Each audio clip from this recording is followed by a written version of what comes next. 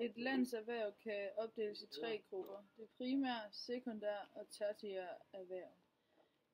Det primære erhverv det omfatter sådan noget som landbrug, fiskeri, skovbrug, jagt og minedrift.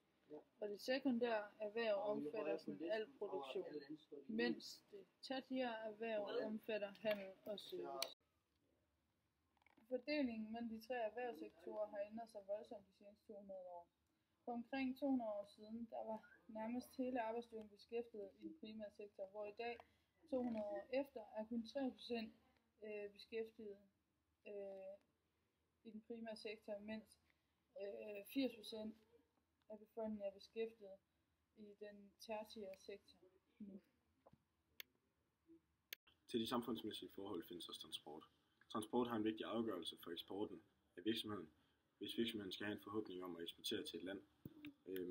Derfor er det vigtigt for virksomheden at have styr på infrastrukturen og for eksempel flaskehalse, som kan findes i transportsystemet i eksportlandet.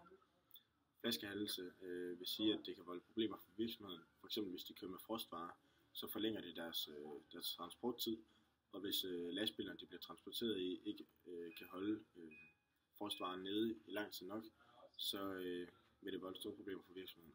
Derfor er det vigtigt, at virksomheden identificerer de problemer, som der muligvis kan være i eksportlandene, og identificere infrastrukturen. For eksempel i store byer kan infrastrukturen være rigtig dårlig, og derfor kan det tage rigtig lang tid for eksportvarerne at komme frem.